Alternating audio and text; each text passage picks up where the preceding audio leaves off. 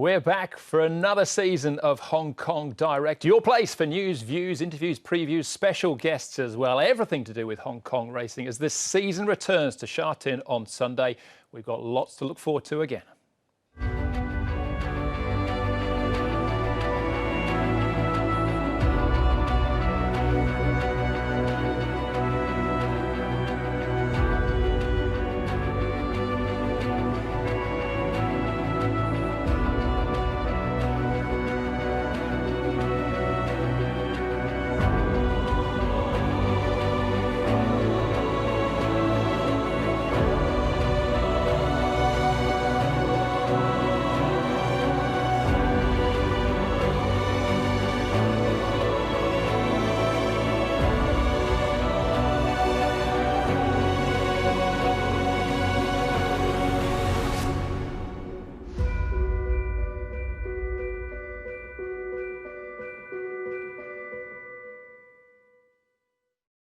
Many of those great champions return again for another season. I'm Jeune. Great to have your company for our first episode of Hong Kong Direct for the new season. Please say I'm joined by one of the driving forces behind the show as well, in Ed Sadler.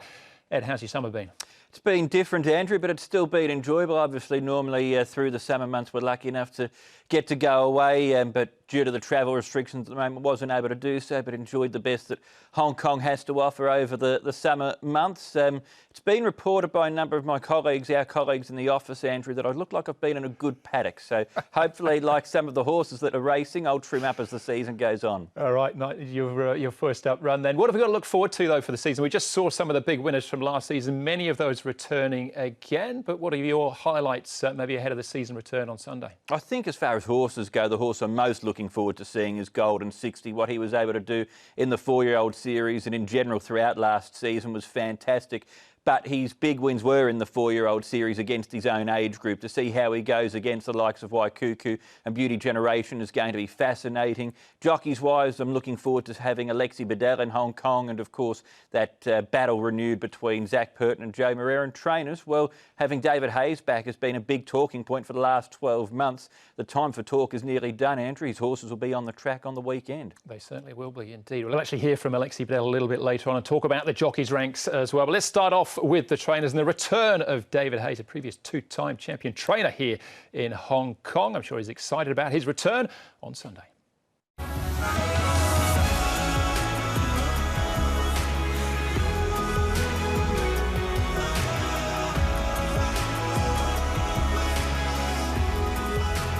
It's been a long wait. It was announced, mid-spring last year. So I've had plenty of time to prepare. And it's really nice to come back and be amongst all my peers that I was training against 15 years ago. And Prue and I have settled in really well. We're really enjoying ourselves.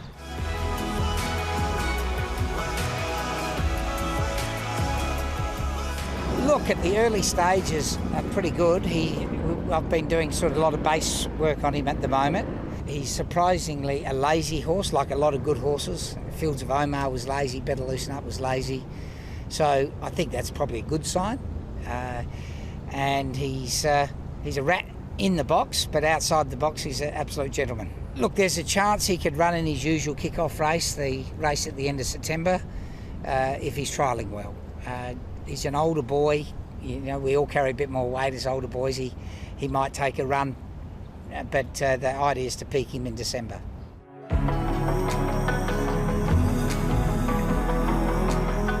We've got about 19 local horses that we can run a bit in the early part of the season. Some of them are at their mark and others look like they've got a bit of room to move, so hopefully a few of them will be early winners for me. But having 52 new horses coming into the yard in one season, it's a little bit of an imbalanced stable. So I really think probably the stable will hit its straps in the new year, maybe Chinese New Year around that time. But I won't be panicking if I'm not training a lot of winners in the first section of the season.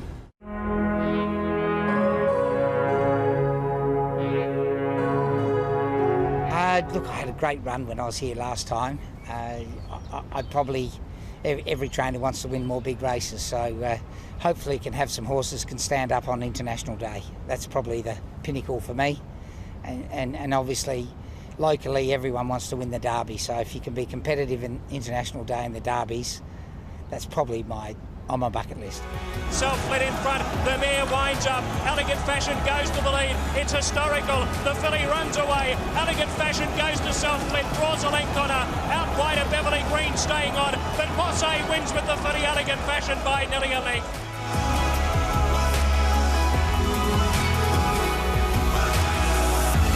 Arrived here, settled in, eating all his feed, got a wonderful nature, lovely clean action, clean-legged horse, so you would think if he can keep going, he's probably going to be one of the main contenders from the stable.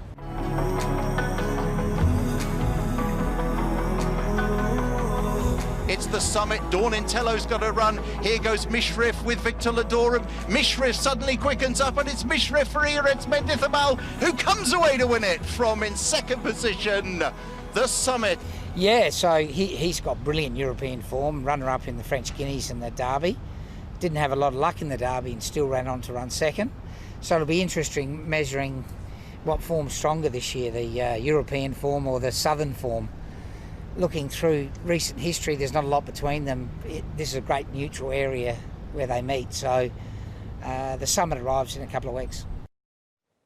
We look forward to him arriving as well. But Ed, as David touched on, there's so many new horses in the stable this season and so many big names as well. They come with pretty big reputations, some of these. They do indeed. In Shadow Hero and the Summit, he's got ready-made Derby horses for this season. We know that that's the race that everyone here in Hong Kong wants to win. But when you look at his stable, by my count, Andrew, he's got 59 horses on the books at the moment. 35 of those are yet to race here in Hong Kong. So it is going to take time for David to really get up and running. But there's a number of up-and-coming horses, a number of exciting horses there. Master Montaro from Australia, undefeated, and looks really exciting as well too. So I think it might take a bit of time, but there's reason to be optimistic for David Hayes.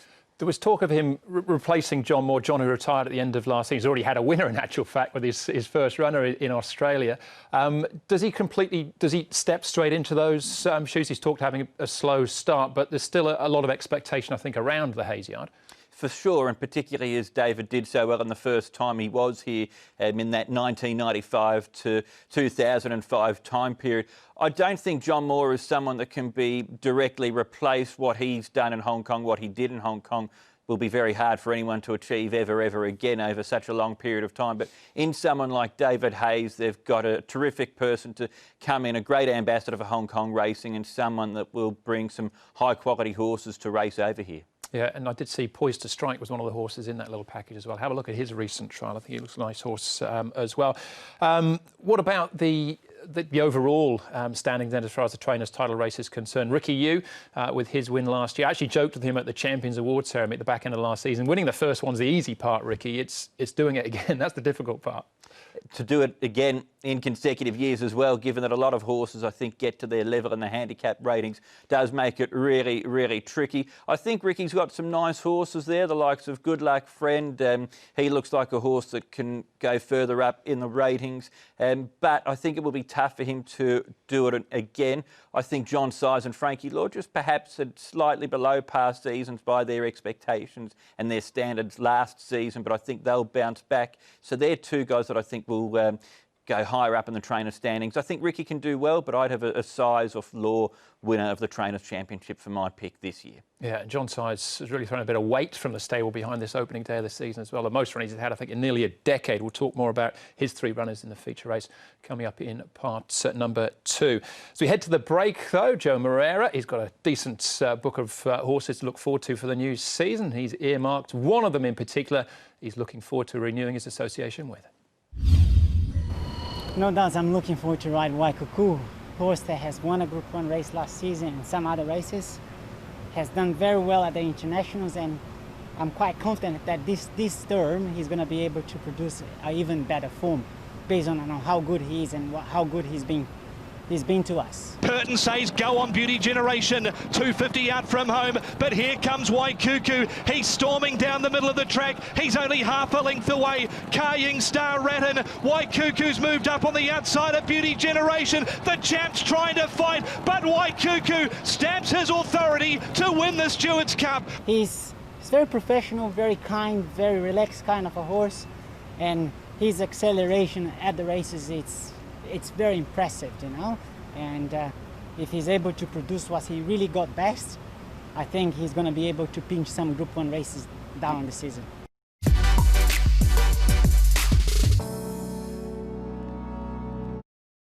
Welcome back to Hong Kong Direct. We're going to hear from Alexis Badel very shortly. Look forward to the feature race on Sunday's opening day as well. But as we headed off to the break, we heard from Joe Moreira talking about one of the horses he's looking forward to getting back on board. Waikuku, a proven group performer, but you've delved a little bit deeper with coming up with a horse to follow, but maybe he could be a group horse for the future? For sure, Andrew, yes. I think one of the exciting things about this season is we've got a number of progressive types, particularly in the sprinting division. I'm not sure if my horse will end up as a sprinter or as a miler potentially, but Skyfield's a horse that won really impressively at the back end of last season with Joe Moreira on board. In actual fact, Joe's done a lot of work with the horse over the pre-season period. He looked really good at the trials back in New Zealand before coming over here. He's lived up to that potential. We won't have to wait long to see him either. I asked Casper Found today when he'd be likely to return to the races, and he said not this Sunday but next Sunday he'll run in the Class 3 over 1,200 metres. But being a 4-year-old, he could potentially be a classic mile type horse, Andrew. He's a really nice horse to look forward to for the new season, Skyfield. Look out for Excellent Proposal as well, running in race number 9 this weekend. I think he's a nice horse for the season ahead. Moving forward though, Alexis Badel has been a regular visitor over the last few seasons on a part-time basis. He's now made the move though on a more permanent role.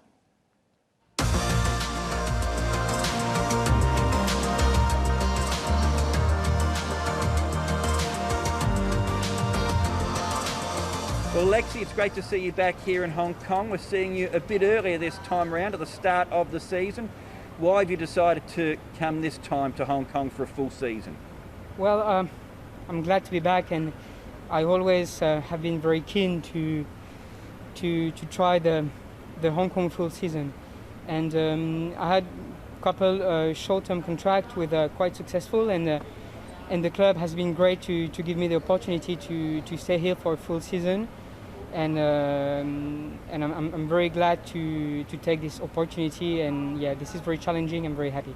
You rode 33 winners through the time that you were in France for the season, Alexi. What sort of form are you in coming into this new season here in Hong Kong? How have you been riding? I've had a very good form, and yeah, considering the fact I begin the season very late compared to the others, and because of the lockdown, 33 winners has been a very good record. Yeah, that's been very good rhythm. And you had a terrific time here last season during that stint. You had support from guys like Douglas White and also from Danny Shaw and Richard Gibson. Have they been the guys that you've gone to again this time around for support for the new season here? Yes, I hope so. I will try to maintain the good connection that I have, and build some others. Try to win for different trainers. I didn't have the chance to win for anyone, so I will try to work on it and maintain a good relationship with people who trust me already. We saw you rode some really nice young up-and-coming horses too, like Super Wealthy, like Wellington. Who are the horses this time around that you're looking forward to jumping on? Well, I'm glad to be back on Super Wealthy. He's been a terrific new horse, and he's a very talented horse. He hasn't run for a long period, so I'm very interested to see how he can involve this season, and yeah, and I've had a couple of good results on new young horses, and maybe In a Flame, or yeah, so a lot to mention. So I'm looking forward to be back on the saddle. And things have changed since you were last here in the jockeys' room. You're now not the only French jockey here. Of course, we saw in the back half of last season Antoine Havlin do really well. Is there some extra competition for you there? I wouldn't say that. It's Hong Kong is very challenging. It's also very competitive in any way. So yeah, I'm glad to have a friend here, a familiar face, people, a guy I can speak French with. This is quite familiar, so you know. But Yeah, Hong Kong is very competitive, so I'll stay focused on my job anyway. And just a final question for you, Alexi, on the competitive nature of Hong Kong racing. Now that this time around you're going to be here for the full season, we know you can ride light, we've seen the success that you've had. Could you challenge guys like Zach Purton and Joe Moreira for the Jockeys Championship here? Let's see what happens. I'll try my best to give my horses every chances, and I'll try to keep improving as long as I can, and if it's good enough to challenge the first one, that would be a dream.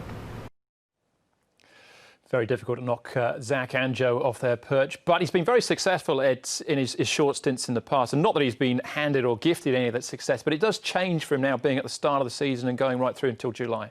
It does. It's a logical step for him to make. I think it was always something that was going to happen. It's worked out that it's happened this season. But last season, he had a terrific record with 26 wins. He finished in 10th place in the Jockeys Championship, which is a great effort given that he was only here for 4 months of a 10.5-month season. I think he's a great addition to the riders' ranks. He's well supported. And I think last season he showed that he had a bit of a knack for finding what sort of horses he should be trying to chase up to ride, Andrew. So I think he'll make it extra competitive this season. Yeah, he touched on a few of those horses as well. Super Wealthy runs in the weekend. He runs Perfect Match in the big race. Heart Conquered as well for Richard Gibson. So the good rides on his first day. The overall jockey landscape, though, you touched on, you know, could he make a dent in the Purton Moreira sort of lead? But Karis Teeton coming off a best ever season, Vincent Ho and Chad Schofield, they'd have something to say about that as well, wouldn't they? Certainly, I think it will be a two-horse race as far as who wins this season's jockey's title is concerned. It will be the familiar two of Moreira and Purton. But I think that battle for third is going to be fascinating. As you say, Karis Teeton, the best ever season. He could push 100 winners, Karis, the way that he was going last season. Vincent Ho continues to go from strength to strength. Chad Schofield continues to improve with each season that he has here, and he also had a personal best season last season. You throw Alexi into the mix, you have Antoine Hammerlin staying for a full season, and then with the potential for new jockeys to come, particularly from Europe in the winter months, I think it's going to be really fascinating how it plays out for the riders this campaign. Yeah, that has been thrown up as a possible situation. So big-name riders coming in for short stints. We've obviously heard from David Hayes here in the programme as well. Any indication who he'll be using in the new season? Or it could be across the board? I've noticed Blake Jeune riding a lot in the trials for him. Definitely, and also Keith Young's done a lot of riding for David Hayes over the course of this pre-season period leading into Sunday's season opener. So I think Blake Jeune and also Keith Young are two jockeys that will benefit from having David Hayes, as will Chad Schofield, who rode a lot for David when they were both based in Australia. And of course, Zach Purton and Joe Moreira ride for all the best stables really here in Hong Kong, so it would make sense that they'll also be riding for David Hayes too. Absolutely. All right, well, let's look ahead to the diary, what we've got coming up this week and beyond as well. It's the HKSAR Chief Executives Cup. That's the regular big race on the first day of the season. That's on Sunday, 1 of 10. Race number 8 on the programme. Back to Happy Valley on a Wednesday night, then again Sunday, a week Sunday, back again to Sha Tin on the weekend. So what of the main race on Sunday then, Ed? It's a big field. Sometimes we just get a handful of runners, but a really decent lineup. Race number 8, it comes up, the HKSAR Chief Executives Cup. Certainly, and it's one of those races, a field of 11 in it. It could go any way, and it wouldn't really surprise me, Andrew. I've landed with Fat Turtle as my pick. He performed well in the early part of last season and then went on to compete in some strong races. He was placed at group level behind Golden 60. I think he'll get the run of the race, and he's relatively well handicapped, but it's an intriguing race. John Sizer's horses in Champions Way and also Beauty Legacy coming back to this sort of distance will be fascinating. And to see Ratton as well too. He's been a great horse for the Richard Gibson stable for a number of seasons now. He trialled well last week and he does perform well fresh. I think there might be some life left in his old 7-year-old legs. So there are a few that I think are going to be the talking point horses heading into the race. I think Computer Patch and Victorium are interesting right down to the bottom of the weights as well. But just back to John Size for a moment, Ed, and it's got the 3 runners. Champions Way we assume is the pick of Joe Moreira, but Beauty Legacy back to a sprinting trip now where sometimes last season he didn't settle. You'd think if nothing else he should do over the 1,200 metres. He looked so good when he won first up, didn't he, Andrew, here in Hong Kong. He raced as Hawkshot and was incidentally trained by David Hayes when he was in Australia. I think last time out, last preparation, the plan was to get him towards the Derby and to get him to settle and to teach him to run out a 2,000 metre distance, but that didn't work. I'd love to see how he goes over the weekend, coming back to 1,200 metres. Hopefully he settles and then let's see what he can do, because we know he's got the talent. but he's his own worst enemy. Yeah, good ride for Neil Callum on the opening day as well. He booted home a couple of runners for winners for John Size last season. Should have mentioned Amazing Star as well, super trial from him coming into the race. John Size, in terms of his championship title challenge goes, I mentioned big numbers for him on the opening day. He normally only has a handful of winners through September. Maybe we're looking at something different, do you think, this season? Potentially, yes. Well, he said in the press through the week that given the restrictions, there wasn't a lot for him to do in the off-season, so he decided to get to work with his horses. I think last season, a lot of the new horses that he brought in probably didn't live up to expectations. He also had a lot of seconds and perhaps his older horses from previous seasons who had helped to win championships may have reached their level in the ratings, but he's got a lot of new horses coming through. He's got, I think, in excess of 20 PPGs already on the books who are yet to race here in Hong Kong. He's got star power in the likes of Waikuku, and we know with John Size, with him, he's an 11-time champion trainer here in Hong Kong. That doesn't happen by fluke. So he'll definitely make his presence felt throughout the course of the season. It might even be a little bit earlier, as you say, than usual. Great stuff. All right, Ed, well, thanks for today and enjoy the racing. And Skyfield maybe next Sunday, so I'm sure you'll be catching up with Casper Founds next week at some point. Yes, that might be the sneak preview to next week's Racing to Win. Great stuff. All right, thanks to Ed. We're going to leave you this week with the feature race, the Chief Executive Cup from 2011. What a race it was as well. Joy and Fun had already won in Dubai, beating Little Bridge, who went on to win at Royal Ascot the following year. But this was Derek Cruz and Brett Doyle's day with Joy and Fun back in 2011. Enjoy this, and we'll see you again on Sunday and bring you all the action from Hong Kong direct to you. Multi-Glory the fence. Stablemate Good Words one off and Dynamic Blitz surges forward. Perkin was quick to take hold on Little Bridge. Dropping in looking for cover in front of Amigo as Dynamic Blitz takes up the running. Back to third last, Rich Unicorn from Supreme Win and Joy and Fun just being urged along there at the rear of the field. Down the side of the course and Dynamic Blitz at 100-1 heads off the Cruise pair. 2 lengths away in second, Multi-Glory. Good Words punching the breeze third. Amigo on the bridle fourth on the inside of Little Bridge. Then Joy and Fun improving his position from Rich Unicorn is over racing, and a length last is Supreme Win as they round the corner in the Chief Executives Cup, and Dynamic Blitz is burning along in the lead. 4 lengths clear from Multi-Glory under pressure. Amigo working into the clear, and now Little Bridge is being called upon. He went straight past Good Words. Joy and Fun runs a good race. Dynamic Blitz is hitting the big brick wall, and Little Bridge and Joy and Fun go to him. Amigo next, Rich Unicorn the outside, but Joy and Fun heads off Little Bridge, and Joy and Fun's pulling away. Put the writing on the wall with a superb barrier trial, and the never-aging Joy and Fun draws clear in the Chief Executives Cup to beat Little Bridge and Amigo third.